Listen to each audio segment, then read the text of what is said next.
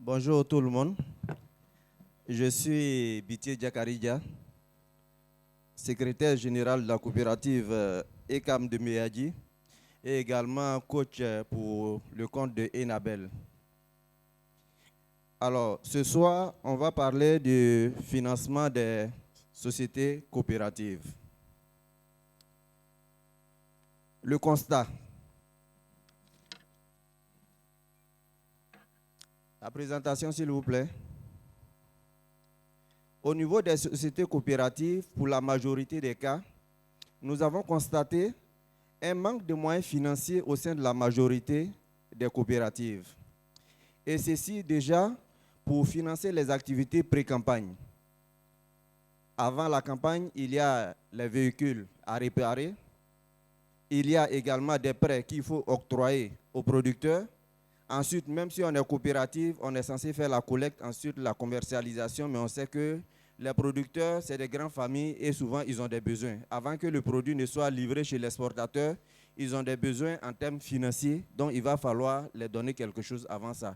Et on a vu que la majorité des coopératives sont vraiment très limitées sur ce volet. Alors, le deuxième constat qu'on a eu, voilà. Le deuxième constat, c'est la difficulté d'accès au crédit. La majorité des coopératives ont des problèmes d'accès au crédit. La régie, suivez s'il vous plaît. Les crédits sur deux volets. Non seulement il y a l'accessibilité en elle-même qui est problématique, et il y a les taux d'intérêt. Les banques sont très réticentes à accompagner les sociétés coopératives pour tout ce qui est accès au crédit. Et même celles qui osent s'aventurer là, les taux d'intérêt qu'elles donnent ne peuvent pas permettre aux sociétés coopératives de travailler. Parce que la période du cacao, c'est une période et il y a une période creuse. Donc vraiment, c'est assez compliqué. S'il vous plaît, je vais vous faire signe quand il faut changer de diapositive. La première diapositive, s'il vous plaît. Voilà, merci. Et on a aussi remarqué une absence d'épargne collective au niveau des coopératives. On a vu que la majeure partie des coopératives n'ont pas de système d'épargne. Elles sont là, elles exercent, mais quand on les demande, elles n'ont aucune épargne. Enfin, il y a une absence de plan stratégique de capitalisation de fonds. Les coopératives sont là, elles exercent, elles savent qu'elles ont besoin de moyens financiers, mais qu'est-ce qu'il faut mettre en place pour pallier à ce problème? Il n'y a pas de solution. Elles font au jour le jour. Et ça, on a aussi constaté cela. Deuxième diapositive, s'il vous plaît. Alors, à notre avis, les causes de ces constats. En un, nous pouvons déjà dire les problèmes de gouvernance. La majorité des coopératives aujourd'hui n'ont pas un système de gouvernance transparente. Ce qui fait qu'il n'y a pas de visibilité en termes de chiffres. En termes de tableaux d'indicateurs, il n'y a rien. Il y a des chiffres, mais on ne sait pas réellement les interpréter. Et ça, c'est quand même l'une des causes. Alors, il y a une absence de bases de données fiables. Et les bases de données, nous avons noté deux types qui sont absents. La première, au niveau des membres. On est une société coopérative, c'est un regroupement de plusieurs petits producteurs, pour ne pas dire des milliers. Et il n'y a pas de données fiables sur ces membres. Quelle est leur situation? Quelle est leur livraison des années antérieures? Quelle est leur potentialité? On n'a rien. Leur situation économique, matrimoniale, rien. Et au niveau de la coopérative également, l'un des problèmes, c'est quoi? C'est que le patrimoine n'est pas vraiment bien référencié. Je prends un exemple pour illustrer ce que j'ai dit. On a certaines coopératives où c'est des hommes forts qui sont à la base de la création. Et donc, ces hommes forts ont puisé souvent dans leur patrimoine. Donc, on va venir à la coopérative, on va voir que la coopérative a des véhicules, la coopérative a des magasins de collecte, ceci, cela. Mais lorsqu'il faut monter un dossier financier, on ne peut pas utiliser ce patrimoine parce qu'il ne porte pas le nom de la coopérative. Donc, ce qui revient à dire que la coopérative n'a pas un patrimoine en bonne et due forme. Alors qu'il doit avoir des choses qui portent le nom de la coopérative de façon légale, c'est ce qui peut être considéré comme le patrimoine de la coopérative. Il y a cette problématique. Alors, il y a aussi le suivi. Quelques coopératives ont quand même été appuyées par des ONG pour établir des plans stratégiques. Mais le suivi n'est pas fait de façon adéquate. Le cabinet les appuie, on met ça en place. Une fois que le cabinet s'en va, tout ce qui a été prévu dedans n'est pas suivi. Donc finalement, on se retrouve au même point de départ. Et on va faire 5 ans, 10 ans, toujours les mêmes problèmes. Alors, il y a un autre point important que nous avons noté, c'est quoi? C'est la notion limitée de l'esprit coopératif des membres. Ce matin, quelqu'un le disait, et moi, j'aime souvent poser la question aux producteurs de leur dire, qu'est-ce qui vous a motivé à rejoindre cette coopérative? Et dans beaucoup de cas, ce que les gens me disent, c'est seulement le volet économique, qui n'est pas négligeable dans la donne, mais ce n'est pas ce qui constitue tout. Et donc, cette notion est très limitée. Ce qui fait que même quand une coopérative a des difficultés, qu'on demande aux membres de participer, ils ne sont pas prêts, ils sont réticents. Alors que si l'esprit coopératif est bien compris, on va savoir que la coopérative, je suis membre. Quand il y a des dividendes, je dois en profiter, mais même quand il y a des difficultés, je dois pouvoir aussi cotiser pour soutenir, pour qu'on avance. On doit pouvoir savoir qu'il y a le volet économique, mais ce n'est pas tout. Il y a l'amélioration des conditions de vie, il y a les actions communautaires dont je peux bénéficier, il y a également le plaidoyer. Aujourd'hui, je suis là, je parle, c'est grâce au RIS, et c'est par le canal de la coopérative que je suis là, c'est un plaidoyer. Je serai seul dans ma plantation, que les chances pour que je m'adresse à ce public ici seraient vraiment très limitées. Et donc la coopérative, c'est aussi un moyen de plaidoyer. En somme, toutes ces différentes notions, les gens l'ont décrit, les notions de l'esprit coopératif, il faut savoir que c'est vraiment très limité au niveau des membres des coopératives. Et même la part sociale, dans beaucoup de coopératives, c'est souvent la coopérative qui est obligée de prendre sur elle-même pour payer la part sociale des membres, pour pouvoir être en règle vis-à-vis des desiderata des partenaires financiers surtout. Mais la majeure partie des coopératives, trouver des membres qui ont payé leurs cotisations à 100% dans la coopérative, c'est vraiment rare. Et ça y va de quoi? Ça y va de la non-compréhension de l'esprit coopératif. Et évidemment, cela va de pair aussi avec le manque de transparence. Parce que quand les gens sont dedans, s'il n'y a pas une certaine redevabilité, une certaine transparence, évidemment qu'ils seront réticents. Alors, un autre point important, il y a le manque de visibilité interne et externe. Je vous disais tantôt que je suis coach marketing junior pour le compte de Enabel. Et Enabel, M. Samuel Pousse vous a décrit un peu leur accompagnement et les bienfaits de cet accompagnement sur les groupements qui l'ont reçu. Alors la visibilité est une chose très importante. Dans la majeure partie des coopératives, dans la compréhension, les gens voient un peu tout ce que, quand on dit marketing, ils regardent, c'est égal à la publicité. Et ça, c'est une erreur que beaucoup d'hommes font. Le marketing n'est pas seulement que de la publicité. Ça va plus loin que cela. Mais pour ne pas se disperser, pour rester dans ce cadre précis, on parle de visibilité parce qu'il faut amener ses membres à comprendre la vision de la coopérative. La coopérative veut solliciter un prêt. Pourquoi est-ce qu'elle veut prendre ce prêt? Qu'est-ce que ça va avoir comme impact positif sur la consolidation de l'organisation? Mais si les membres n'ont pas compris ça, bien sûr, ils ne vont pas adhérer. Et dans beaucoup de cas, on se retrouve avec le conseil dirigeant, la direction générale, le conseil d'administration. Mais quand tu prends un membre de la coopérative, tu lui poses une question sur des enjeux, il ne sait rien. Et lui, il se contente à prendre son cacao, il l'envoie, on lui paye sa prime. Dieu merci. Et là, ce n'est pas bon, c'est une autre des causes dont on a souligné.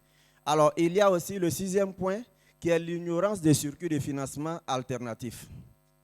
Comme je vous ai dit, les banques sur le plan local, je ne les accuse pas, mais toujours est-il qu'elles sont vraiment très réticentes à accompagner les sociétés coopératives. Et la plupart des coopératives qui s'en sortent tant bien que mal sur ce plan, beaucoup ont été accompagnés par des structures de microfinance extérieures. Mais seulement que ceux-là, il faut pouvoir les prospecter. Et c'est des gens qui œuvrent dans ce qu'on appelle la finance solidaire. Mais si toi-même tu ignores qu'ils existent, comment est-ce que tu vas les prospecter? Il y a M. Pench dont on va vous présenter la présentation tout à l'heure, qui n'a pas pu effectuer le déplacement, qui est la CIDI. C'est une microfinance française qui accompagne certaines organisations. Vous avez Sharon Interest qui accompagne certaines organisations. Mais la majeure partie des coopératives ne savent même pas que ces structures existent. Et même quand elles existent, quels sont les critères d'éligibilité? Parce que c'est des microfinances qui fonctionnent alternativement. Elles sont prêtes à accompagner des groupements qui défendent une certaine idéologie. Et lorsque tu ne rentres pas de ce cadre, elles ne peuvent pas t'accompagner. Et donc, quand tu sais les desiderata, tu peux travailler en interne pour pouvoir répondre à leurs aspirations. Ensuite, nous avons une insuffisance financière des dirigeants des coopératives. Alors, ici, ce point, qu'est-ce qu'on veut relever? La plupart des dirigeants de coopératives, comme on l'a dit, c'est des producteurs à la base. Nous sommes tous des producteurs. Nous ne sommes pas forcément des techniciens de formation. Mais seulement, l'éducation financière, elle peut être comprise même en n'étant pas forcément un technicien de formation. Savoir que je demande un prêt. Pourquoi est-ce que je demande le prêt? Parce que cette année, j'ai envie de faire 2000 tonnes. Et lorsque je dois faire 2000 tonnes de cacao, qu'est-ce que cela englobe en termes de logistique? Il faut que je l'évalue. Qu'est-ce que, en faisant les 2000 tonnes, qu'est-ce que cela va avoir comme impact positif en termes de retombées? On veut parler des dividendes en fin d'année. Je dois le savoir. Mes membres sont là pour pouvoir capter la totalité de leur production en taux de captation. Est-ce qu'il le faut? Et souvent, on voit aussi une des erreurs que les coopératives font, c'est qu'elles se jettent dans la demande de crédit pour prendre le crédit. Une microfinance ou bien une banque arrive, je vais vous octroyer du crédit, 200 millions, 300 millions, elles sont dessus, elles prennent. Et les fonds ne sont pas bien gérés. En fin d'année, elles se retrouvent avec des dettes et c'est très compliqué. Donc, à ce niveau, on a constaté vraiment un problème très criard d'éducation financière. Alors, dernière diapositive, s'il vous plaît. À notre avis, pour les solutions, c'est que quelques points qu'on a énumérés. En un, on a d'abord la bonne gouvernance. Comme on l'a dit, c'est vraiment le socle de tout. La bonne gouvernance, entendez par là la transparence. Même quand des institutions financières arrivent et que vous avez le courage de leur montrer réellement votre état des lieux, voilà notre situation actuelle. Voilà où on veut arriver. Souvent, les gens sont prêts à vous accompagner le crédit avec un accompagnement. En disant, écoute, c'est bien le crédit que vous avez sollicité. Nous, on va vous l'octroyer, mais on doit vous renforcer en capacité pour que ces fonds-là soient bien utilisés et qu'il y ait un retour. Mais s'il n'y a pas de transparence, ça ne marche pas. Également, il y a la redevabilité envers les membres. Dirigeants de coopératives, il faudrait que les membres sachent, cette année, on a fait 2000 tonnes. Les 2000 tonnes, qu'est-ce qu'on a eu pour parler comme un producteur? Si on est déficitaire, il faut avoir le courage d'aller devant les membres pour dire, cette année, on a travaillé, l'année est finie, on a une dette, on a un crédit. Et expliquer qu'est-ce qui a fait qu'on a eu la dette. Mais si c'est bien expliqué, les gens ils vont comprendre. Mais si l'année est finie et qu'on camoufle les comptes, et ça aussi c'est ce qu'on a constaté chez la plupart des coopératives. Parce que les gens se disent, si je dis à mes membres que cette année, on n'a pas eu plusieurs millions de bénéfices, les gens vont se décourager. Alors que si tu vas devant eux, que tu les expliques, peut-être qu'il y a eu des problèmes de qualité. On a eu des remorques qui ont été refoulées, c'est un exemple, je prends à l'usine. Donc ça a engendré des pertes. Les gens, ils peuvent comprendre. Si tu vas vers eux, tu les expliques les choses clairement, ils vont comprendre. Mais si tu ne les expliques pas, ils ne peuvent pas comprendre. Donc pour nous, la bonne gouvernance est vraiment le socle. Ensuite, il y a la planification stratégique. La planification stratégique, en ce sens qu'il faut se dire, aujourd'hui, on a un point A et faire un diagnostic de base. On a un point A, quelles sont nos forces, quelles sont nos faiblesses. Et qu'est-ce qu'on pourrait avoir comme opportunité si jamais on atteint le point 2. Et partant de cela, on peut établir ce qu'on appelle un plan stratégique. Et de ce plan stratégique, on peut développer des plans de développement. On va établir un plan stratégique pour dire, écoute, en 2 ans, 3 ans, 5 ans, voilà où on veut arriver. Mais de façon pragmatique, en 1 an, où est-ce qu'on peut arriver? On sait que ce n'est pas de la magie pour dire qu'on veut arriver à l'export, un exemple, et en 1 an, on va y arriver. Mais en travaillant progressivement pour que d'ici 2 ans, 3 ans, voilà le niveau où on veut atteindre. Alors, il y a aussi l'éducation financière, le renforcement de capacités, comme on l'a dit. Le renforcement de capacités au niveau surtout du conseil dirigeant, parce que ce sont ceux-là qui prennent des décisions d'orientation stratégique.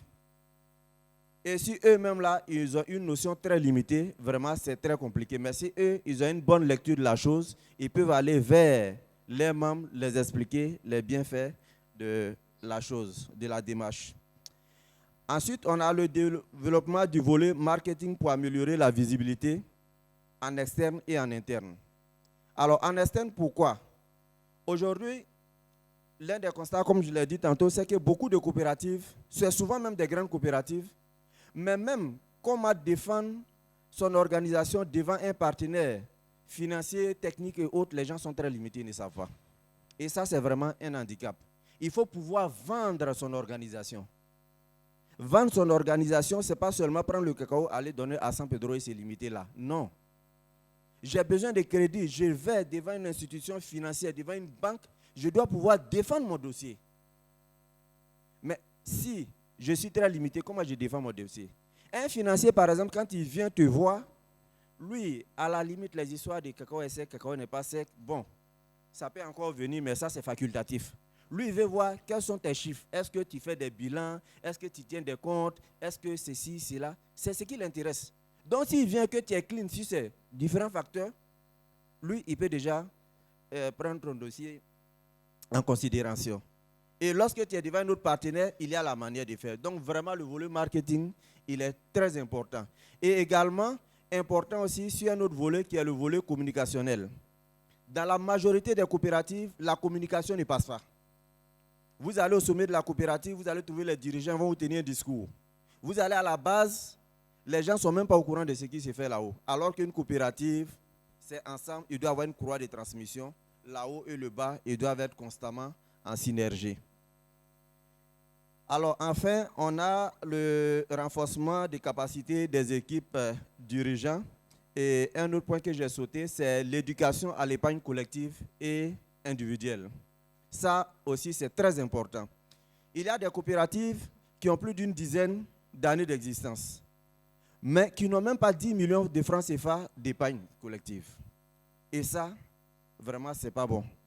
Si vous permettez, en Afrique, on a des doyens qui disent que lorsque tu veux te laver, il faut avoir le courage de prendre un seau d'eau et de te laver le ventre. Comme ça, tu peux dire à quelqu'un, lave mon dos. Pour dire quoi? Quand tu vas devant une institution financière, ça fait 10 ans, 15 ans que tu es là, tu dis, je veux un crédit. On essaie de voir tes comptes, il n'y a rien. Tu as fait des bénéfices, mais tu n'as même pas 1 million d'économies. Comment est-ce que les gens te prennent en compte?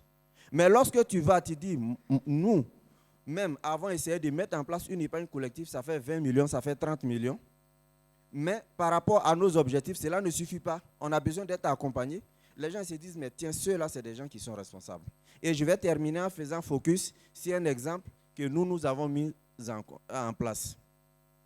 Alors, il y a aussi l'épargne individuelle. L'épargne individuelle, pourquoi? Lorsque les producteurs ne sont pas aussi sensibilisés, formés à l'épargne individuelle, il y a la forte pression sur les caisses de la coopérative. Tout producteur qui va être malade, qui va avoir un désidérata, il va courir vers la coopérative, je veux un prêt.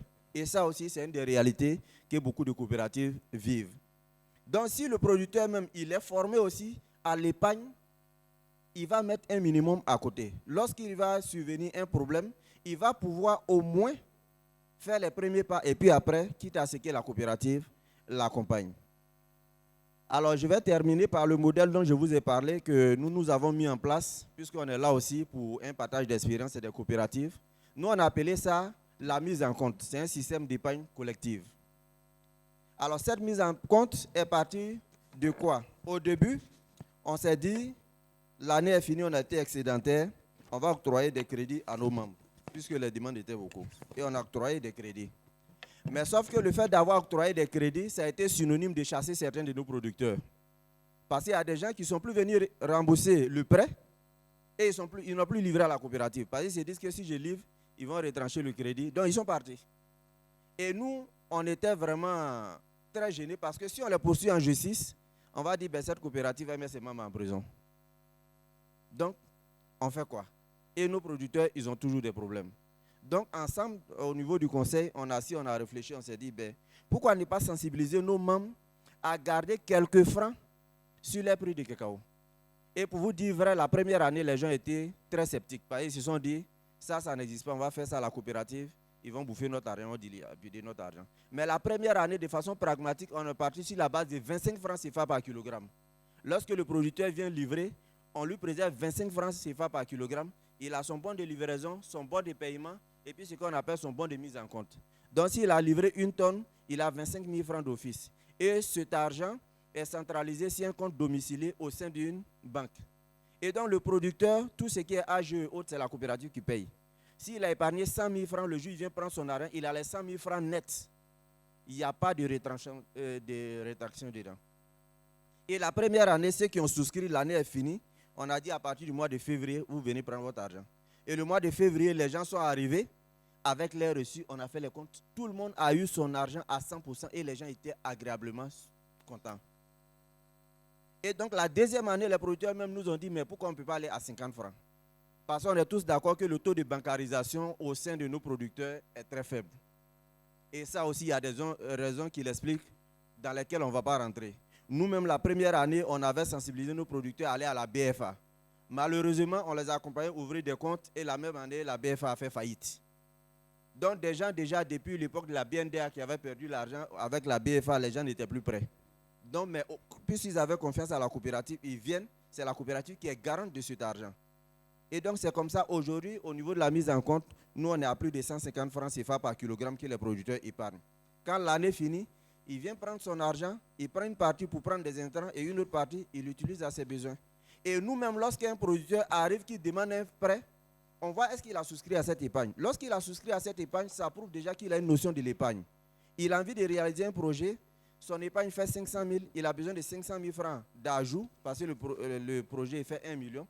Nous, on est très à l'aise de nous engager auprès des institutions pour trouver cet argent pour lui donner. Parce qu'on sait que celui-là, il est solvable. On sait qu'il a une notion d'éducation financière. Et donc, ça, c'est un modèle que nous avons mis. Et franchement, depuis qu'on a mis, ça a soulagé nos caisses. On ne dit pas que les demandes de crédit ont été annulées. Ça ne va jamais s'annuler puisqu'on aura toujours des besoins.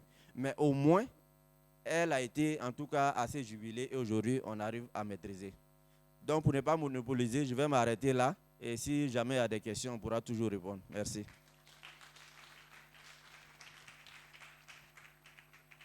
Alors, on va dire merci à M. Bitié Tchakaridja qui... Voilà. Merci. Je vous en prie. J'ai la lourde tâche de présenter le document de M. Joan Pinch qui n'a pas pu se rendre disponible à cause du décalage. Et donc, il m'a demandé de résumer un peu et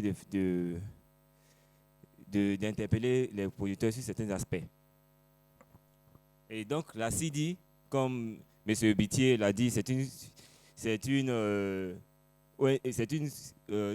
microfinance qui octroie du crédit aux coopératives qu'on appelle la finance solidaire. Et cette finance-là a des taux d'intérêt bas qui permet aux coopératives de pouvoir rembourser cela un peu plus facilement par rapport aux banques de la place.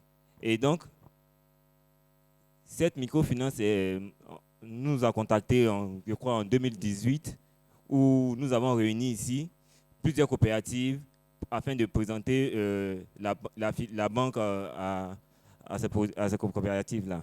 Et par la suite, plusieurs coopératives ont déposé les dossiers auprès de la CIDI, mais une seule coopérative a été réunie, a été reçue. Et c'est la coopérative de M. Bitié qui a pu avoir le prêt. Pourquoi? Nous sommes allés à l'information pour savoir qu'est-ce qui a fait que plusieurs coopératives n'ont pas pu avoir le prêt. Et ils nous ont dit qu'il y avait plusieurs insuffisances dans les dossiers des coopératives. Comme première insuffisance, il y avait la transparence au niveau des bilans. Plusieurs coopératives ont caché certaines informations. Et la première, c'était les dettes qu'elles avaient déjà octroyées auprès d'autres institutions financières. Qu'elles avaient contractées auprès d'autres institutions financières. Et donc, cela a créé vraiment un doute sur leur crédibilité. Elles se sont dit que le fait que la banque CD ne connaissait pas leurs différents partenaires sur la place ici, elle pouvait facilement les tromper. Mais on est dans le système financier. Les informations, on peut toujours les avoir.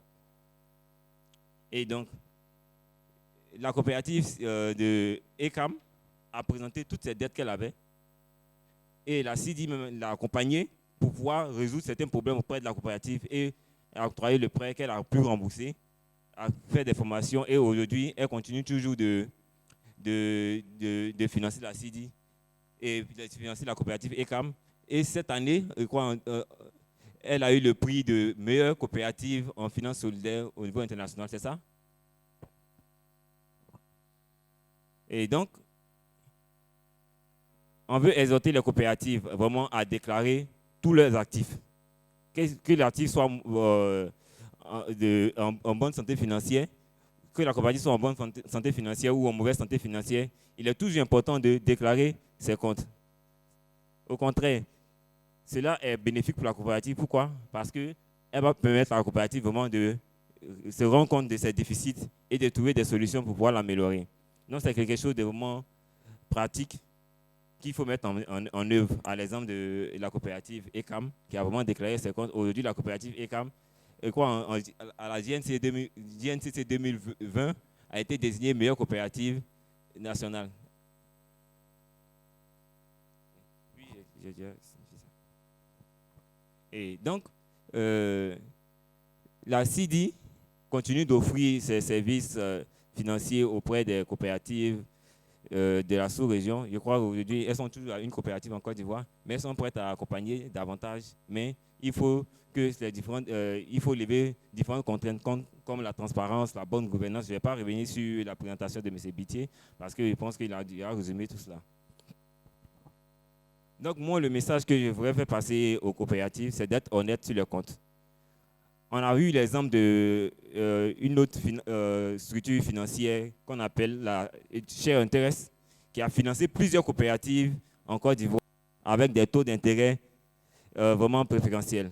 Mais le constat, c'est que plusieurs coopératives n'ont pas remboursé le crédit qu'elles ont reçu pour diverses raisons. La mauvaise gestion, il y en a diverses raisons. Et donc, ça a créé beaucoup de problèmes, ce qui a fait que la CD a diminué et la Share Interest a diminué ses offres financières au niveau de la Côte d'Ivoire et même a classé la Côte d'Ivoire comme une zone à très haut risque. Donc, nous devons vraiment relever ce défi-là pour permettre aux coopératives de pouvoir bénéficier de crédits afin de pouvoir mieux se vendre. Et donc, je vous exhorte à cela. Et sur ce, je vais m'arrêter. J'ai été pris comme cela pour pouvoir présenter cela, mais... Et donc, s'il y a des questions sur certains aspects, il y a M. Bittier qui est là, et moi aussi pour pouvoir éclairer. Merci. Est-ce qu'on peut faire des ovations pour M. Franck Herman Koma? Merci. Il va s'asseoir et c'est l'occasion. Hôtesse micro, on va poser des questions. Vous-même là, produisez des bons papiers. Madame Koulibaly. Oui, moi ce n'est pas une question, c'est pour apporter un additif à ce que M. Coman, le coordinateur de RIS a dit avec ce que M. Bittier a dit. Justement, dans le protocole que nous avons avec RIS, qui est de les d'accompagner les coopératives membres de RIS à bénéficier des financements. Et on a même eu des rendez-vous, mais par manque de temps, le monsieur n'a pas pu venir justement pour venir expliquer son accompagnement. Mais il y a des accompagnements qui sont là. Mais il faut être honnête dans ses comptes. Il faut tenir des états financiers. Il faut avoir une gestion de ses comptes assez transparente. Et comme monsieur a dit, Il ne faut pas prendre des crédits chez d'autres partenaires financiers et ne pas le déclarer. Les écritures des banques, ils se parlent entre eux. Qu'ils soient en France, qu'ils soient aux États-Unis, ils se parlent entre eux. Donc, quand vous contractez un crédit, vous contractez un prêt, parce que ce sont des financements, c'est comme une tontine. C'est l'argent de d'autres personnes qu'ils mettent en place pour venir nous financer. Mais si nous, on ne rembourse pas, est-ce que cette chaîne-là peut marcher? Elle sera grippée. Donc, il faudrait qu'on soit nous-mêmes, on s'éduque nous-mêmes sur comment travailler avec les financements que nous avons. Sinon, on ne pourra pas d'abord aller défendre les dossiers auprès de ces institutions et les financements ne vont pas venir. Sinon, la grande problématique de toutes les coopératives, c'est le financement. Mais ce financement-là, nous pouvons le créer nous-mêmes. Comme monsieur a dit tout à l'heure, on est peut-être 1000 membres de la coopérative. Je pars sur un basique de 10 000 francs par membre. Ça nous fait combien déjà? On est déjà à presque 10 millions ou bien 1 milliard, c'est ça?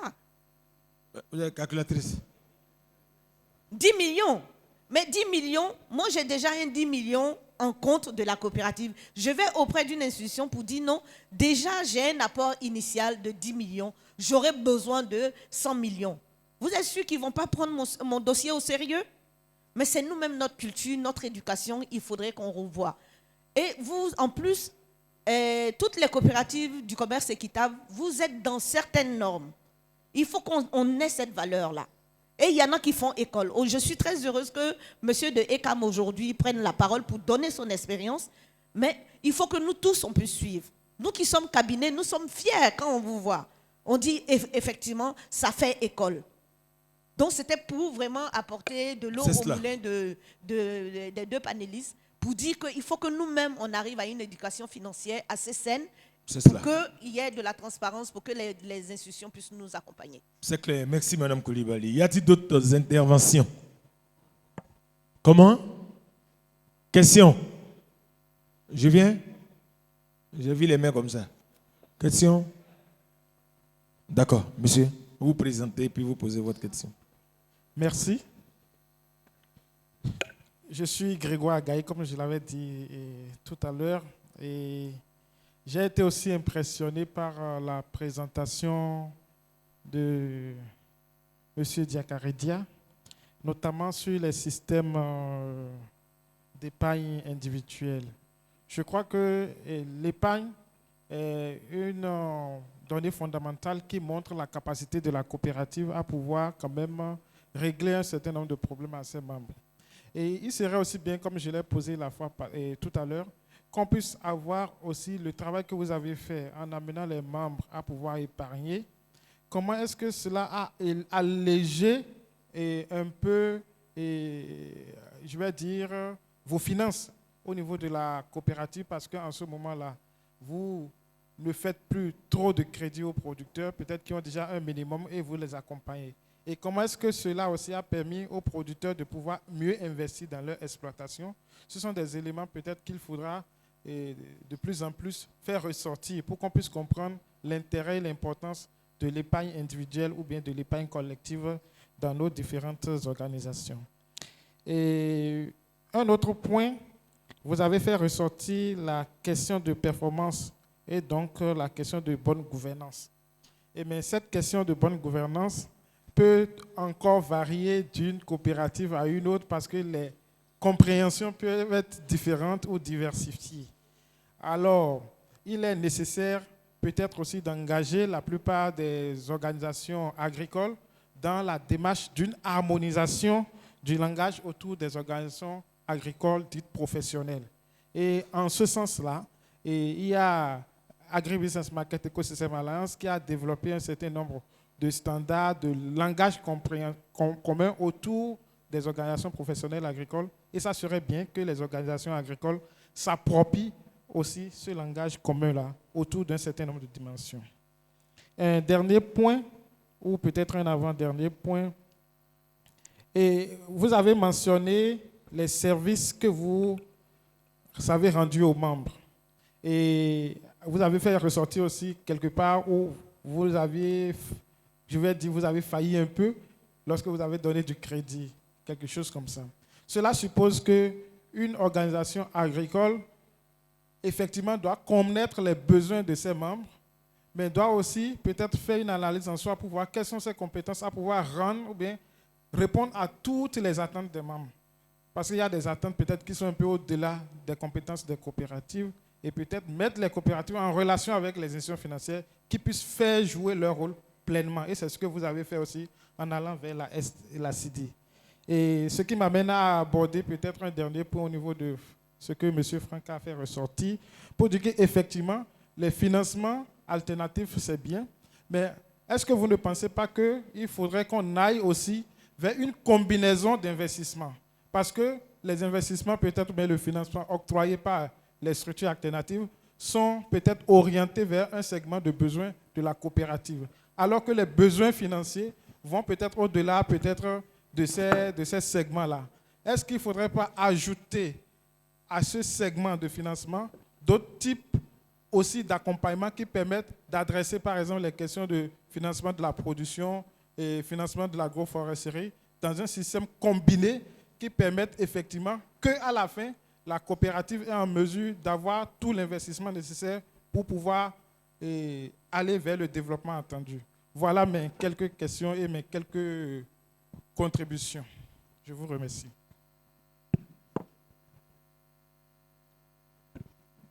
Merci, M. Grégoire. Est-ce que je vais juste préciser quelque chose.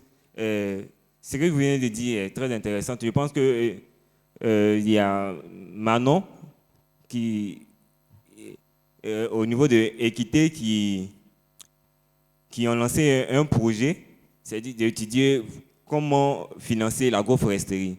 Et ils sont en phase de collecte d'informations avec un cabinet pour pouvoir essayer de mettre en place un mécanisme afin de pouvoir financer la production.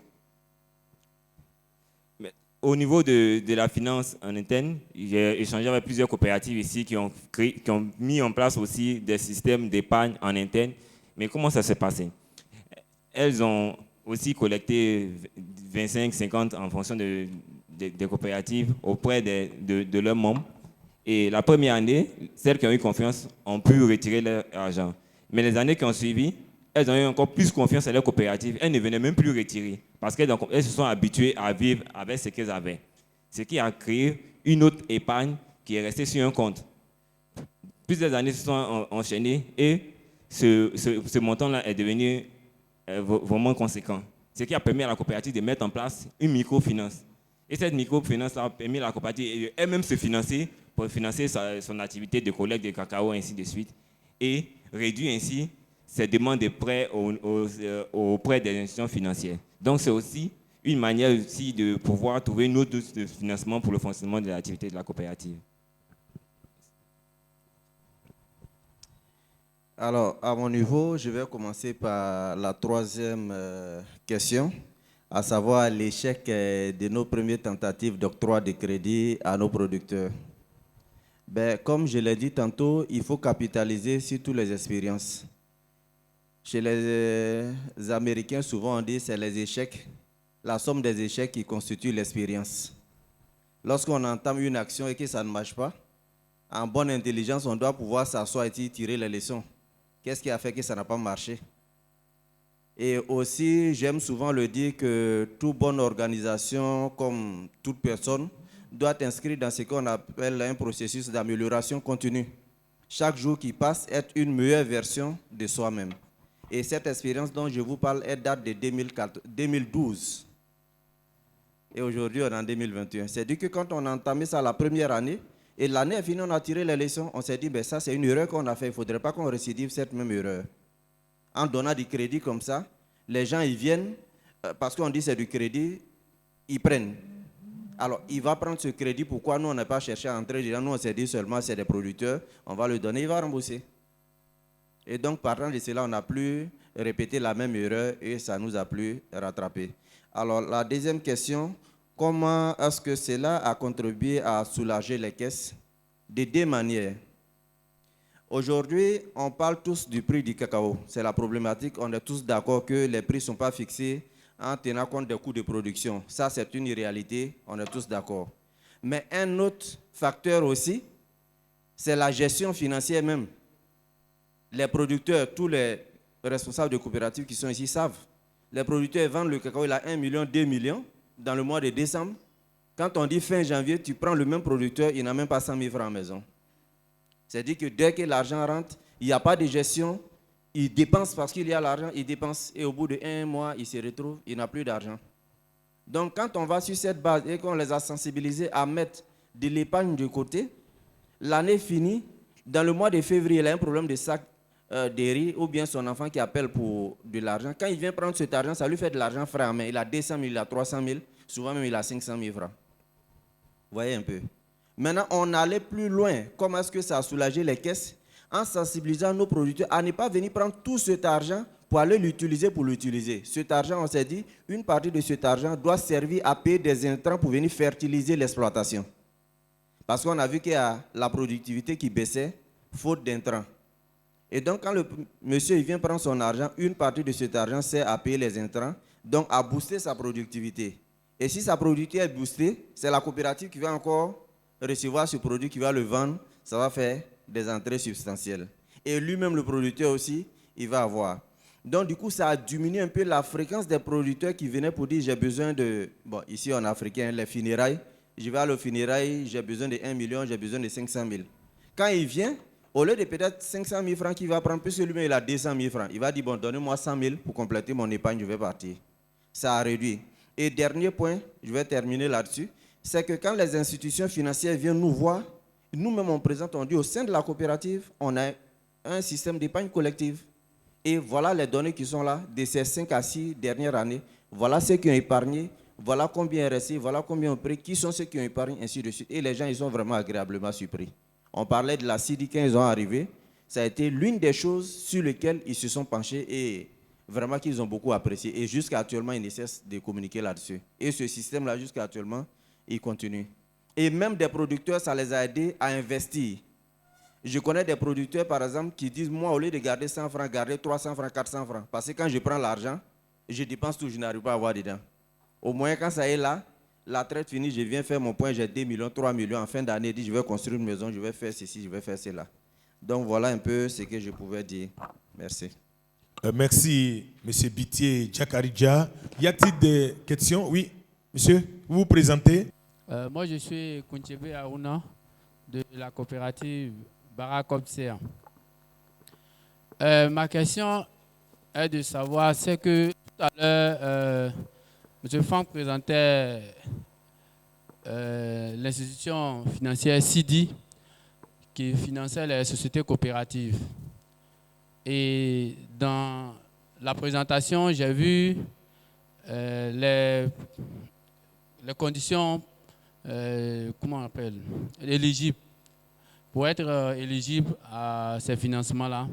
Parmi ces conditions, j'ai vu qu'il fallait avoir un contrat signé Fairtrade, un contrat Fairtrade ou de cacao biologique.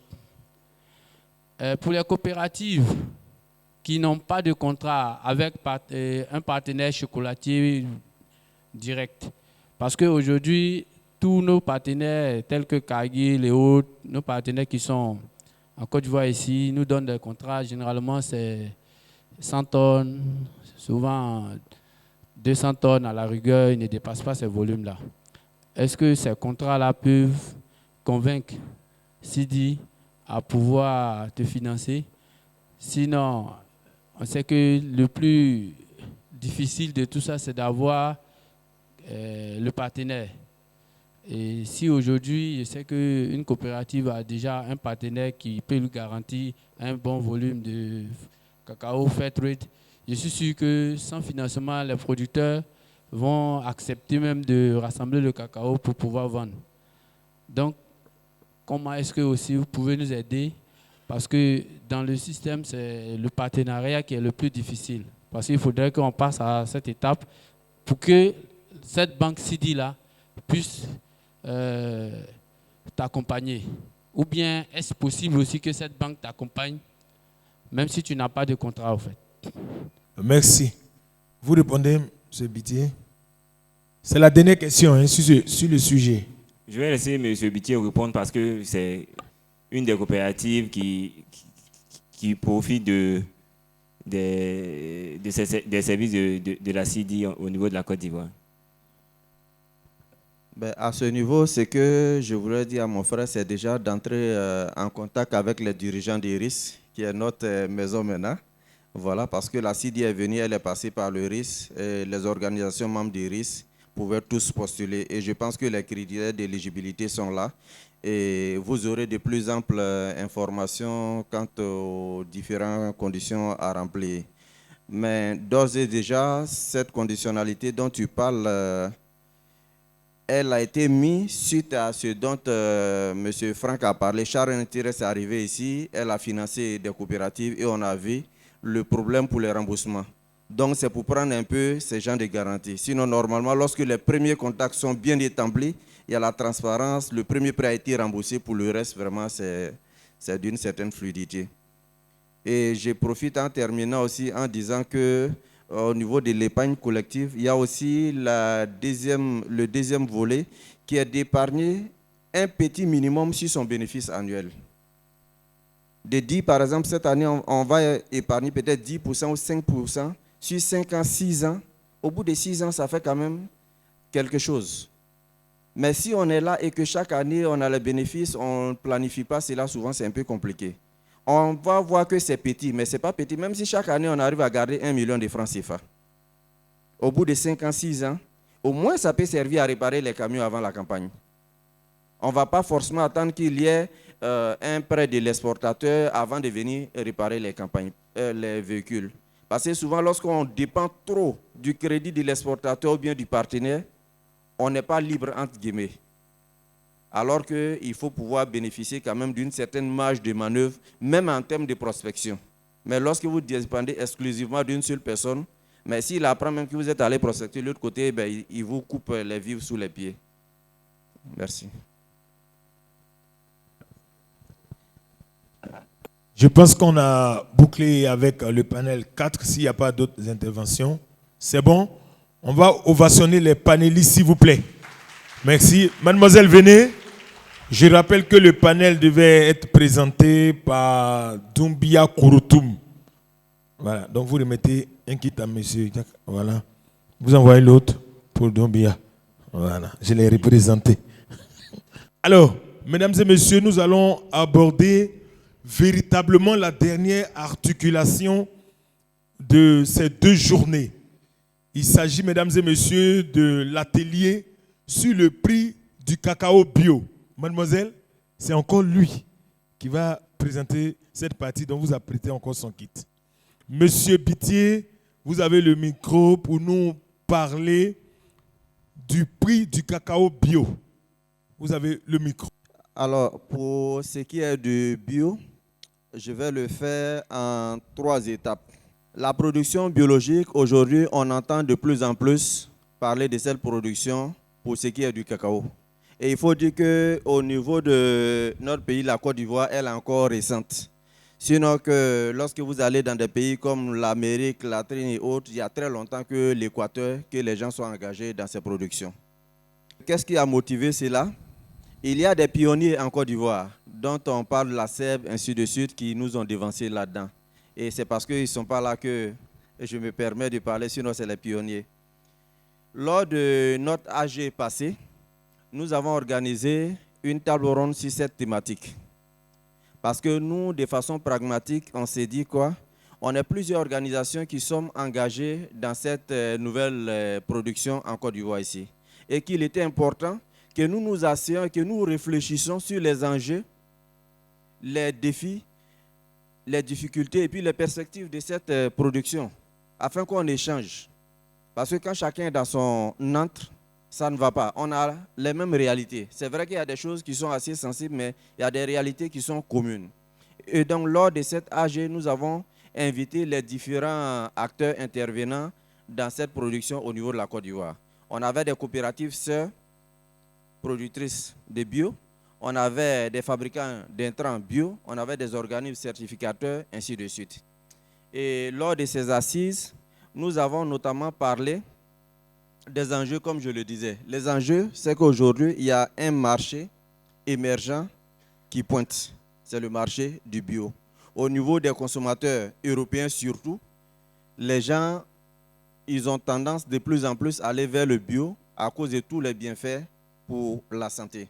Alors, au niveau local même, on a constaté aussi, nous, fils de producteurs, que l'utilisation des intrants chimiques a des conséquences néfastes sur deux volets.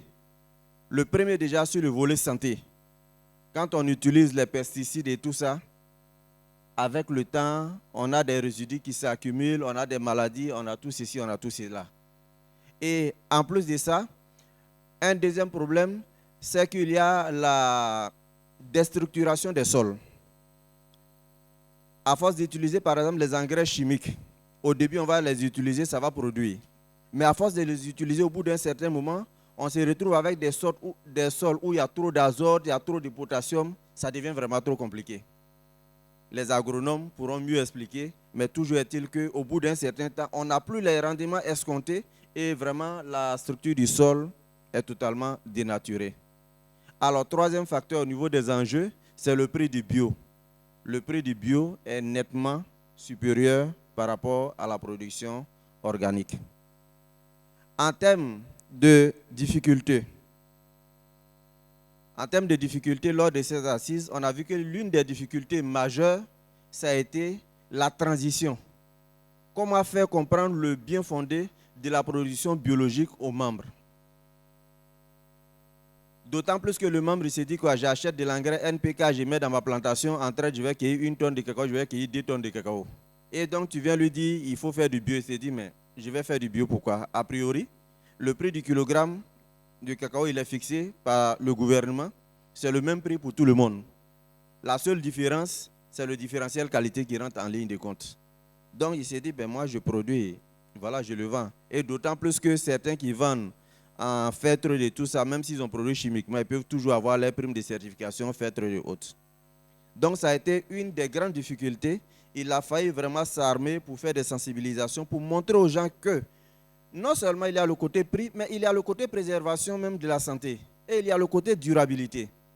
Quand on produit bio, c'est-à-dire qu'on utilise des intrants organiques, à terme ça régénère le sol.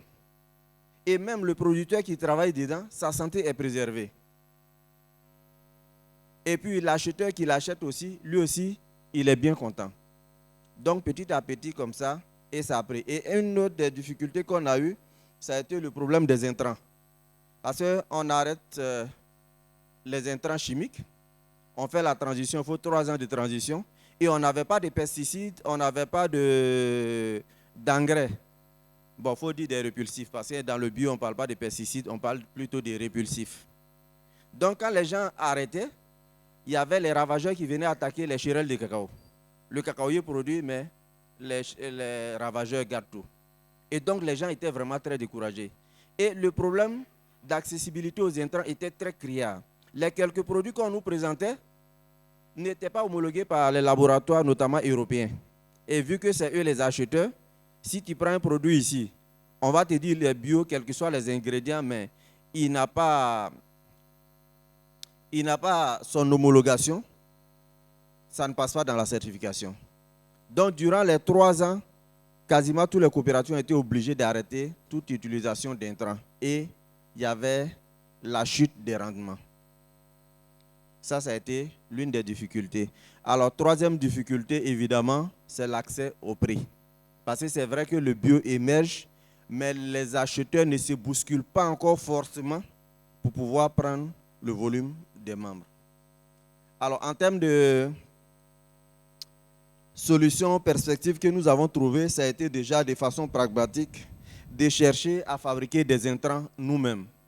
Et en cela, je remercie ici le programme Équité 2, dont nous avons bénéficié, avec également notre conseil de coopérative, la SEB, qui nous a accompagnés. Aujourd'hui, nous-mêmes, nous fabriquons nos bio-insecticides, qui sont en réalité des répulsifs. Et c'est fait à base d'ingrédients naturels, gingembre, piment, ail, nîmes, tout ce que vous voulez. Et quand on utilise, ça repousse les ravageurs. Aujourd'hui, grâce à cet accompagnement, on arrive à fabriquer de l'engrais organique, 100% naturel, qui passe dans la certification biologique, il n'y a pas de souci. Donc aujourd'hui, on a réussi à résoudre ce problème. Maintenant, le problème qui est là et qui va introduire cet atelier, c'est le problème du prix. Parce que autant pour Fairtrade, par exemple, on a des normes bien établies pour dire lorsque tu achètes en Fairtrade, voilà les conditions qui sont là. Autant pour le bio, c'est encore vraiment mitigé et c'est au cas par cas, j'ai envie de dire. Vous avez des coopératives comme la CEP qui ont des partenariats en ce qu'on appelle du bio équitable. Et vous avez d'autres qui produisent en Côte d'Ivoire aussi, qui n'arrivent pas à vendre en bio équitable. Pour la compréhension de tous, le bio équitable, c'est quoi? On a l'organisation qui est certifiée, par exemple Fairtrade. Fairtrade certifie toute la coopérative.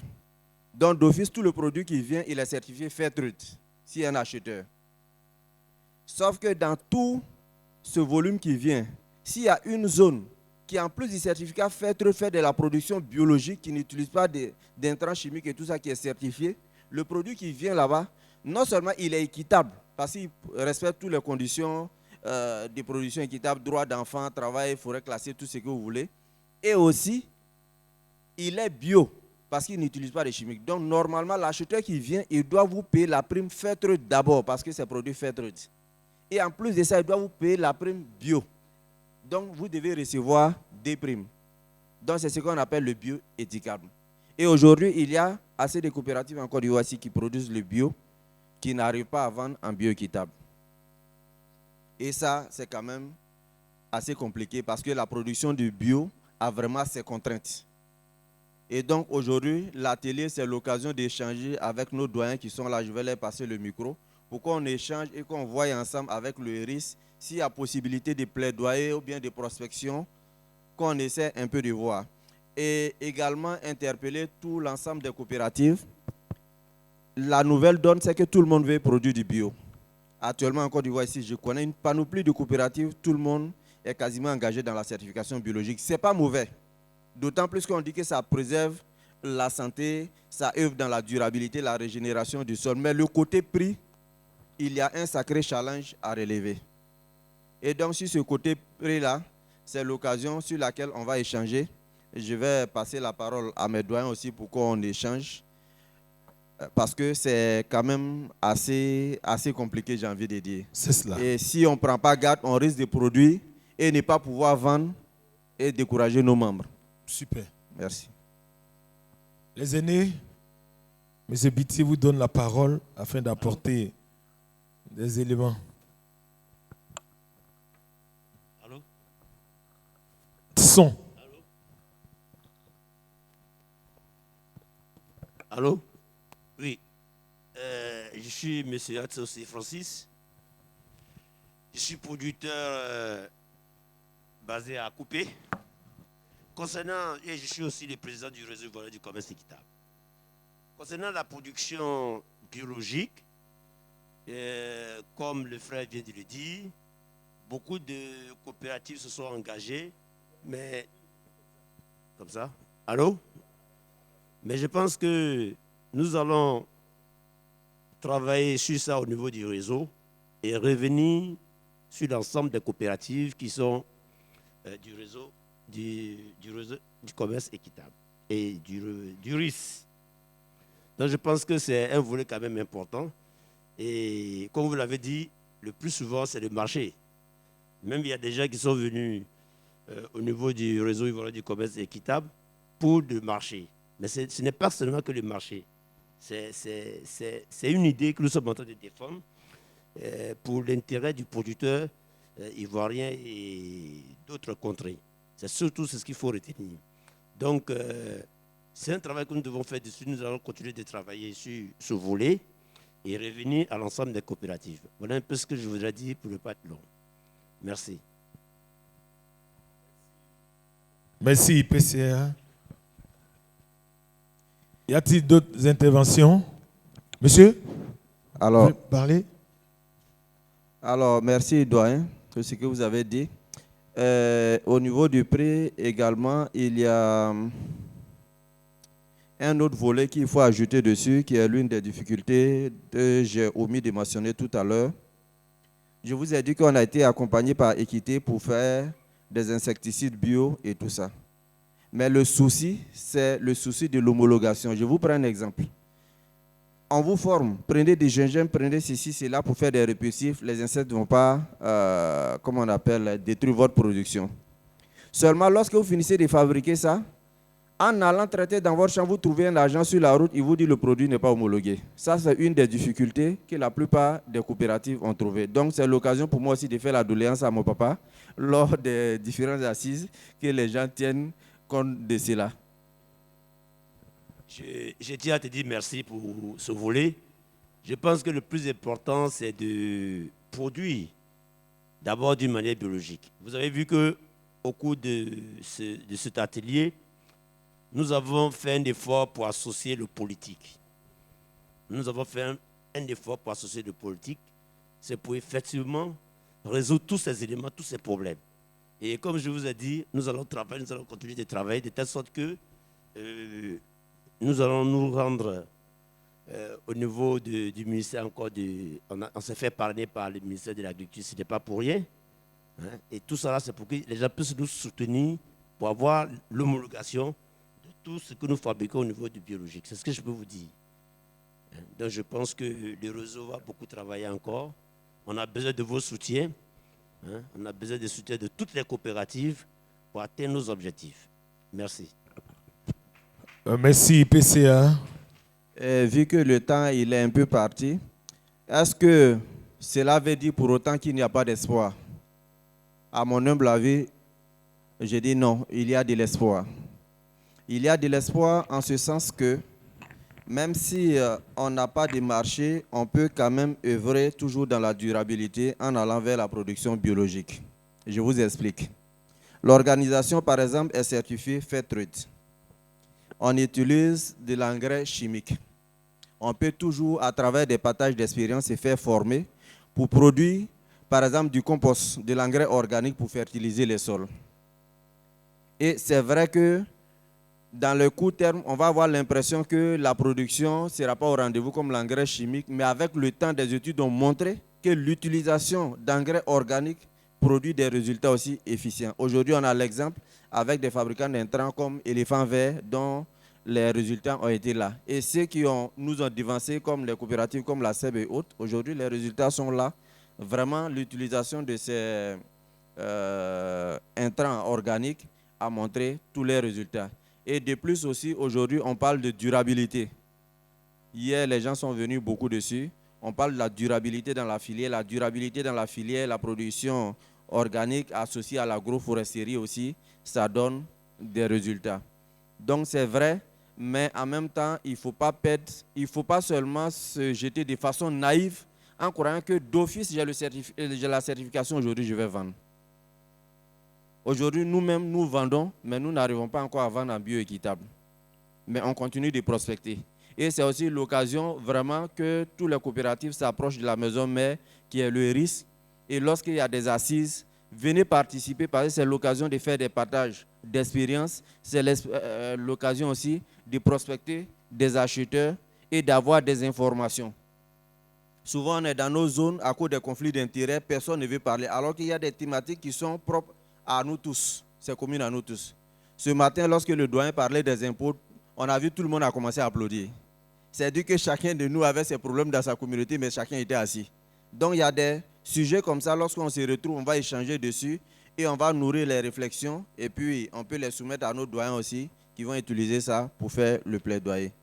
Sur ce, merci. S'il y a des questions. C'est bon? Y a-t-il des questions? Monsieur Bitié Diakaria nous parlait du prix du cacao bio. S'il n'y a plus de questions, je pense qu'on va mettre un terme à cette activité et demander à monsieur Kouma la conduite à tenir, s'il faut appeler le PCA pour le mot de fin ou s'il y a une cérémonie de clôture. Parce qu'on ne va pas se lever comme ça sans dire merci. Mademoiselle, venez. Il a fait 2 présentations. Monsieur, vous avez droit à 2 sachets. Monsieur le PCA, je voulais vraiment vous dire merci personnellement parce que ce n'est pas facile à Boisflé nous solliciter pour venir animer jusqu'à Abidjan. On va remercier tous les panélistes, tous les participants, les organisateurs, le RIS. On va remercier toutes ces personnes qui ont contribué. Voilà, on a commencé par la conférence inaugurale par Mme Manon Le Large, Commerce Équitable France. Après, on a eu le panel 1. On voudrait remercier tous les panélistes numéro 1, numéro 2, numéro 3, numéro 4. Et puis ce matin, on a parlé de la vitrine de l'innovation avec comme animatrice Anne Boisse, voilà, qui nous a entretenus énormément. Et puis tout à l'heure, on vient d'écouter M. Pitié. Voilà, je pense que c'est comme ça. Les bonnes choses ont toujours une fin. Et pour avoir le plaisir de se retrouver, il faut savoir se quitter. Tout à l'heure, à 21h, vous êtes conviés à un dîner gala. Je dis bien vous, parce que nous, on prend le chemin du retour. Étant donné qu'on va bosser demain. On va dire merci également à Mme Koulibaly, voilà, pour sa présentation ce matin. Je lui dis merci. OK, pour le mot de fin, nous appelons le PCA. Merci, merci encore. Je tiens à dire merci à toutes les coopératives qui ont participé à ces journées.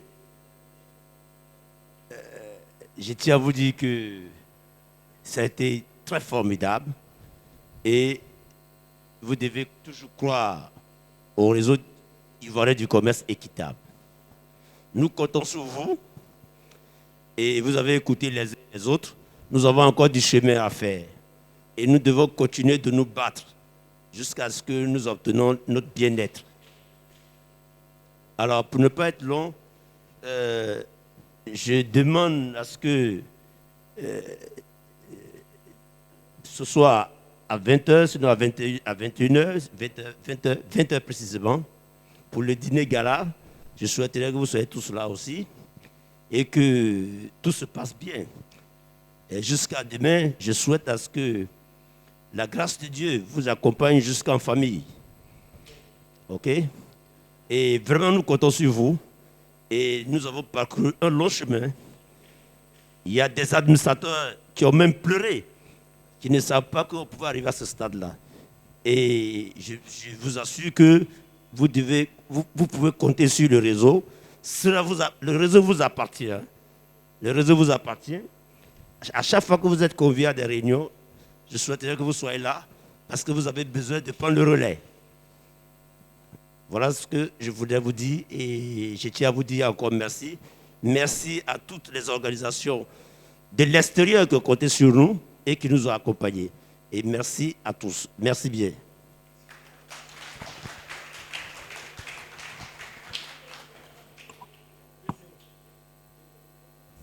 D'accord. Monsieur le PC, on vous a cherché. Désolé à tous. Et il y a M. Samuel Pousse de Enabel qui demandait la route. Je suis parti l'accompagner pour pouvoir lui donner la route. Je profite de l'occasion pour représenter le RIS, qui est l'Association des coopératives certifiées commerce équitable de Côte d'Ivoire. Et cette association est là pour vraiment contribuer au bien-être économique et social de ses membres, c'est-à-dire les coopératives. Nous avons 3 axes d'intervention. Le premier axe, c'est le plaidoyer, défendre les intérêts des producteurs des coopératives membres partout où le besoin se fait sentir. Je ne vais pas citer d'exemples parce qu'on a fait plusieurs choses. Deuxième, renforcer leurs capacités, que ce soit capacité commerciale, capacité financière, comme à l'exemple de la mise en relation avec des structures financières comme chez Interest, CD et bien d'autres. La recherche de partenaires techniques pour pouvoir améliorer la capacité des coopératives. Et le troisième axe, c'est la promotion des principes et valeurs du commerce équitable, dont l'organisation de ces journées du commerce équitable. Mais, j'ai dit tantôt, c'est une association. Qui dit association dit membre. Et qui dit membre dit adhésion, cotisation. Le risque, vous avez pour organiser cela, ça demande des moyens financiers.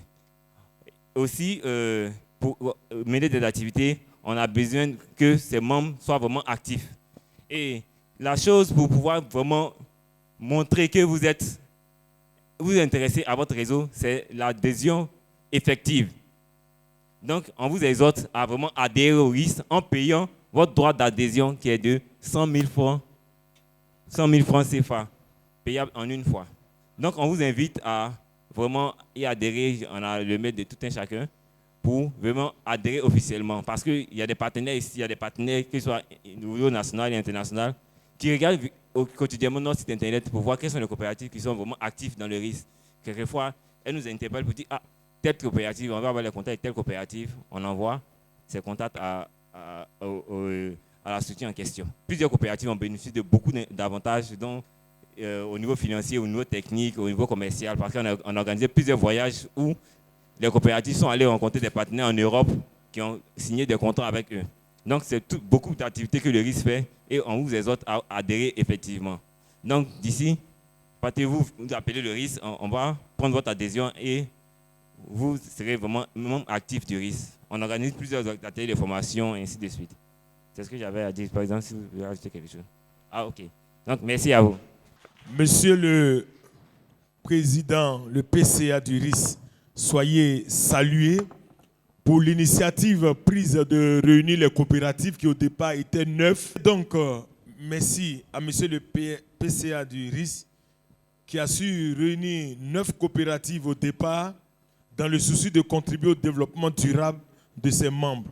Et aujourd'hui, cette structure fait un travail formidable sur le terrain et à travers votre adhésion, vous bénéficiez de toute cette expertise parce que la vision est claire, devenir un partenaire privilégié et crédible des principaux acteurs du secteur agricole au niveau national et international.